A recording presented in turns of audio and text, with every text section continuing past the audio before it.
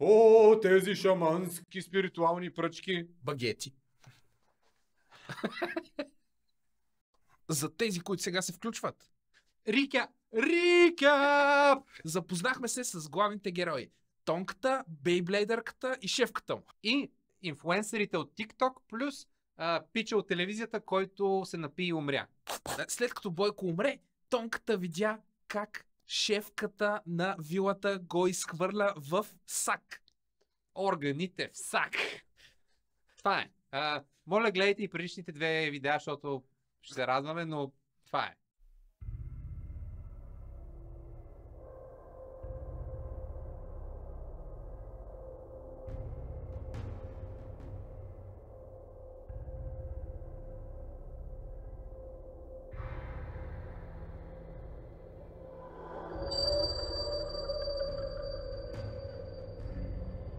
Силвия? Силвия, ти ли си? Тонка, това няма как да не е Силвия, защото не чу конските стъпки на 18 см ток. Да, пич, факта, че не си чул стриптизьорски токчета означава, че това не е твоята колежка. Отделно, ти рис ли си, че виждаш тъмното мой? Вилите във Витоша не са известни с точно булеварно осветление. Не, просто въздуха в София е толкова добър, че когато луната е пълна, се вижда абсолютно всичко. Съобщението е подкрепено от община София.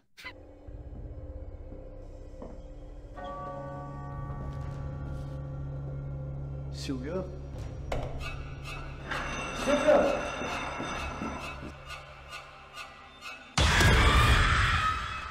Тонката за кратко беше извън този свят.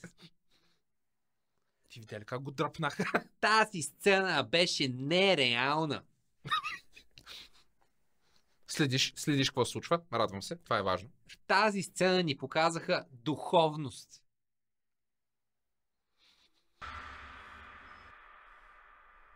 Добро утро! Какво стана, нали истинските журналисти не спяха?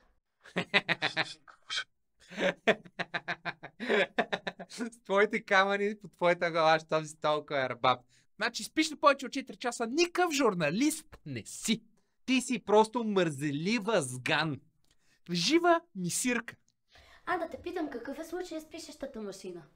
Нямаше компютри в офиса ли? Лаптопите всеки може да ги хакне, пишещите машини не. Ясно. Това щякане е доста неприятно. Трудно се спи. Ако ти пречи, винаги можеш да си тръгнеш. Ясно, ще се заяждаме от сутринта. Знаеш какво ме кефи на сериала? Задават въпросите, които ги интересува аудиторията. Като, например, какъв е случая с пишещата машина? Толкова ли нямаше компютри? И като ти хакнат компютъра и ти прочитат Нарото 50 нюанса сиво, еротичния романс, какво от това? Ще разкажа забавна история защо пишещите машини не са толкова добри. В миналото, някъде преди 50-60 години, един учен написал цялата статия, която писал по навик в множествено число. Ние. Защото е свикнал да работи в писателски колектив.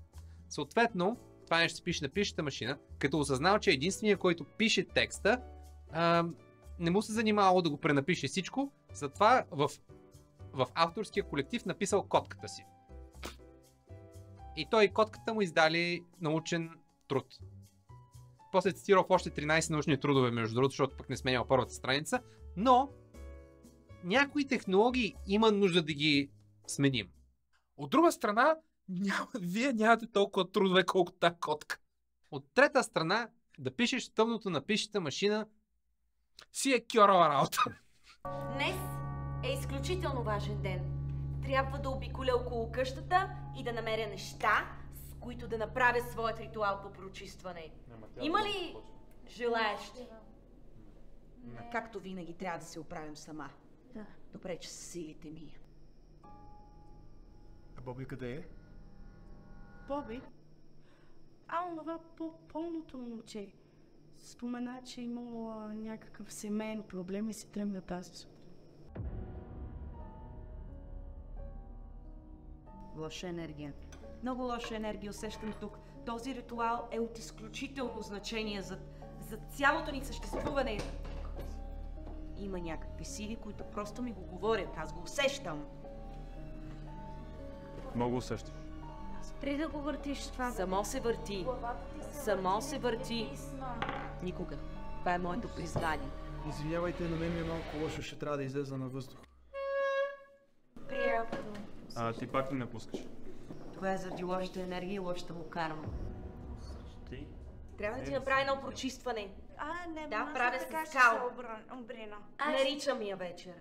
Първо, Тонката е световен шампион по писане на салфетки. Значи, ако не си писал по салфетка с химикал, не си живял. Честно, това е просто супер лесно и се прави мега бързо и мога пишеш такива букви с скоростта на светлината. Отделно, не беше нужно това. Съвсем нормално е да кажеш, айде да излезнем навън или ела да обсъдим нещо за статията отвънка. Никой нямаше да се усъмни. Това не е Индиана Джонс мой. Но Марков, той се опитва да разобличи хижарката. Как може по деликатен начин да го направи това, ако не на салфетка? Прав си, това е деликатен начин. Няма нищо по-деликатно от една салфетка. Затова всеки път, като напишеш една права линия и салфетката се раздира. Отделно сега ще кажа, че Бобката не е имал семейство и е бил сиромах и не е имал гадже и затова не мога да има семейен проблем. Което мога да го разбера. В смисъл, от първия епизод разбрахме, че Бобката е капут, от втория разбрахме, че е дебел. И след като ни написа и хейт коментар в TikTok, също мога да ти кажа, Бобка не ставаш. Затова те убиха в първи епизод. Аз ще ида да видя как е Антон, дали има нужда от помощ.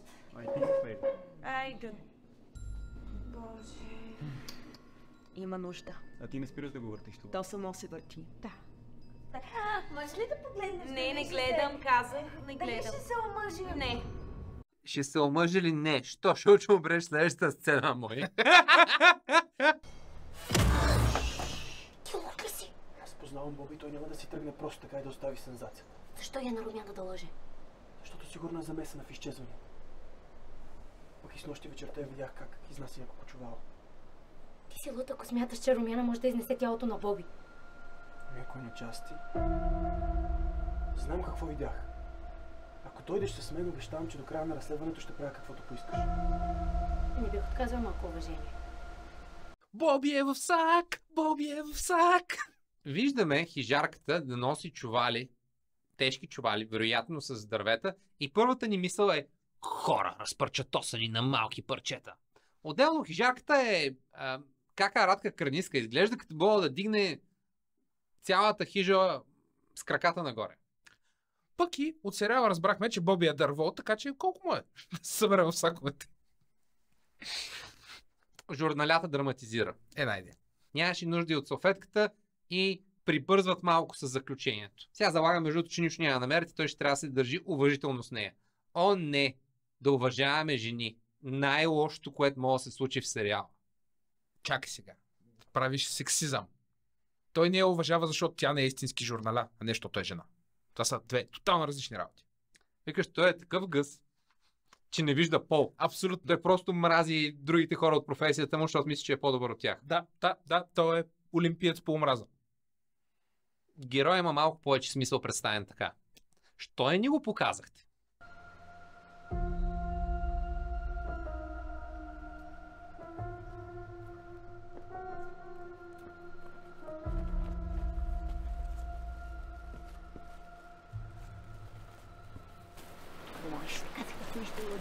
Чакай, какво точно не можете да намерите? На вечеря си забравих годежния пръстента. Мислех, че случайно мога да е попадна в буклука. Любимите. За ваше огромно съжаление обаче, точно тази сутрин взеха буклука. Може да звъним на сметището, да ги помолим да го потърсят. Обаче, ако не го намерят, ще трябва да им предлагаш брак отново. Да, скъпи, ще ми предлагаш пак, нали? Да, ще предлагам пак. Чакай, Влади. Просто ти не хора неща. Надявам се да изкараш. Да, май там го забравих. Ей, да идем да проверим. Да. Добре, Чао! Не беше нужно пръстена да я е горе на шкафчето. Просто можеха да приключват темата и да няма нужда от пръстен. Сега като не цъфне на вечеря с пръстен, какво правим? Марков, съгласен съм с теб, тази сцена беше с 5 секунди по-дълга, отколкото трябваше. От друга страна, аз ги разбирам. Това младите хора не обичат да се обаждат по телефона. Тя ще трябва да звънне и да я обясни какъв е пръстена. Ти представяш си да водиш разговор по телефона. Представям си да съм кошара, на който му звънат да му кажат, че търси едно такова пръстенче в цялото бонище, което е с размера на квартал в София. Цък, не. Цък не е много добре казано. Ох, мило, загубих си годежния пръстен. Падам на коляно и ти предлагам пак. Не! Почваш да я ругаеш, че е флорца, че е шматка, че е абсолютна скочубра. Как така ще загуби пръстена, за който си отделил 3 седмици от работата си? Това не е буено. Ще използвам сентенция, която е валидна и за смъртта на Боби. Главата 2 пъти в чувала не се слага. Зло, махни се! Зло, махни се! При натрупана отрицателна енергия трябва да има прочистване на чи. На чи и на чи. Мене. Събрали сме се, здравейте, днес тук с най-великата гледачка на планетата. Аз съм гледачка, медиум и отворено трето око. Да. Факта, че има трето отворено око, ме кара да си задам въпроса кога мига. Трябва да ти кажа, че аз съм бил в взаимоотношение с момиче, което специално ми е масажирало третото око тук на голямото ми чело, за да мога да се отвори и аз да получа просветление. И получи ли? Чакам. Чул съм, че е бавен процес. Да, тя... Соня! Тихо, ма. Тя ще ни разкаже какво точно чувства тук в тази къща, където се случват всички тези убийства. Смърт! Казах. Смяташ, че си малко позитивна към умрелите, малко е навъжително. Без захарче, това всичко е наушки. Наушки не. Може да се случва наистина. Мисля, че най-нормалното нещо в този сериал е, че някакви инфлуенсърчета ще снимат документален филм за място, където са умряли някакви хора, абсолютно имайки нула респект към цялата ситуация, потърпевшите, техните близки и генерално контекста на нормални човешки взаимоотношения. Да, но това е само илюзия, защото никога не се е случвало в истинския живот. Не. И ако ти си инфлуенсър, който в момента снима документален филм за обитавана къща в България, карма! Смърт! да получиш негативен брой лайкове. Сърцето. Стига кална, бе. Дай ми Бейблейда. Карма! Смърт! Какво значение има? Кой е умрял, кой не бил умрял? Мене това какво ме интересува? Стига ти бе бутала. Един повече, един по-малко няма абсолютно никакво значение. То, нали имам кадри на хижата, призрака няма да ме гони. Смърт! Отделно погледни ме, аз колко съм красива, хубава, Той няма не как подбира да по красота, моето момиче. Ами ти поне за това си абсолютно защитена, бъди спокойна. Аз имам трето око и то ме защитава. Смърт! И освен това, тези 2 багети, подарени ми от индонезийски шаман, който ми ги даде, те определят енергията. Те показват енергията, която носят. Тя откъде ги извади тия китки, бе? Тя дойде с тях. Това е продуктово позициониране. Моля да звънете на плюс 359 индонезийски шамански пръчки и поръчайте 2 на цената на 1. Така работят духовете. Да, тези бяха подарени от шаман Алейкум. Директно фърлени. Той, брат, тя отишла в Кения да види малко черни хора. Те са изели 2 пръчки и са й казали 10 лея и тя просто е била: о, тези шамански спиритуални пръчки. Багети. Те вещаят. Пълна трагедия, ти си пълна трагедия. Какво снимахме току-що, просто не знам. Идентифицирам с изречението какво снимахме тук, що направо не знам. Много удобно точно тази сутрин да изхвърлям на кука. Ще престанеш ли? Сами тя, че нямаш абсолютно никакви доказателства. Какво правиш? Какво ще мислиш, че правя? излизане, злом ще изглежда ужасно в резюме.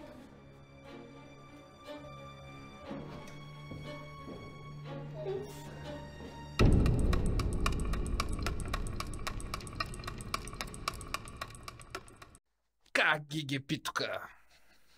Антон, какво правиш? Каквото и да правим, нужно да млъкнеш, моля. Като разбивам нечия врата. Последното нещо, което искам да правиш е да квичиш като новозаколено прасенце. Отделно, хижарката за кранистка е много гъвкава и пъргава из цялата хижа. И тиха. Тя не е с стриптизьорските токчета, тя е с Nike Max Air Turbo Silent, новата колекция за 1863 черва. Да, само от бъбреци. Според теб сега какво ще се случи? Тя няма да ги хване. Ще знае, но ще ги тормози. Ще ги върти на бавен огън. Mm-hmm. Добре, дай да видим как им вкарва шиша за лапароскопия.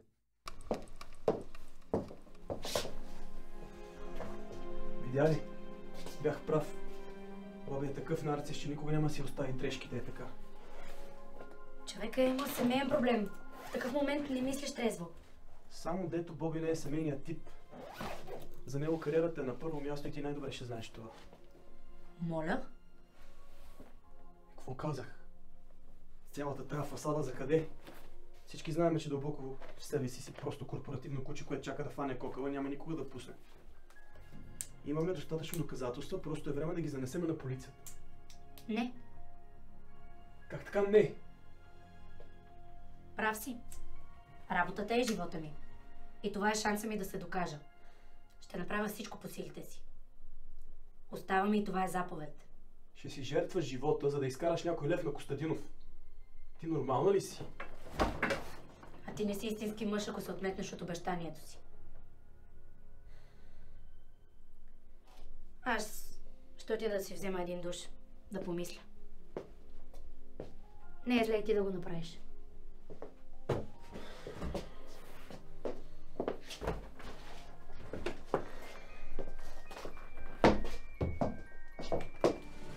Навлезнахме в латиноамерикански нива на драма. Томката каза нещо смислено за първи път от 32 минути. И то беше: ще си рискуваш живота да направиш някой лев на някой друг. И отсреща му казаха: аз съм корпоративно коч, което хваща кокала и не пуска сочния мазен приход, който му идва от това, че някой е умрял в хижа евентуално. Подай ми Джоана там. Хвърли фризбито да гоня в Борисова. Уф, уф, Уф, уф. Но да, не, тонката тук беше абсолютно смислен. Очевидно, бобката е мъртъв, това го знаем. Багажа му е там, бобката го няма. Изчезнал е. Да, това между другото без майтап. Тук имаха силен аргумент. Ако изчезнеш някак си мистериозно, никой не е чул нищо за тебе, дори не си казал чао и багажът ти е там. Ерго, колата най-вероятно му е там, освен ако и той не е дошъл с автобуса. Всичките червени флагове. Полицията. Директно. Да. Мисъл, най-вероятно трябва да обявим този човек за издирване, че липсва... Не. Историята в вестника, който го четат точно 1600 бабки трета възраст, е по-важна. Защото това ще ме докаже и ще мога да получа работа като старши журналя. Ще стана старо куче. А старите кучета винаги са по следата на историята. Уф. Уф. Ще успеем ли да разберем корпоративната структура на вестника и кой за кого работи в следващата част от епизода? Ще успее ли най-накрая да извадя окото на Марков с този планински кристал? Ще се отвори ли третото око, за да компенсира, защото 3 очи са по-добре от 2? Колко точно мога да го въртя това, докато ви се завия свят? И други важни въпроси от живота в следващия епизод.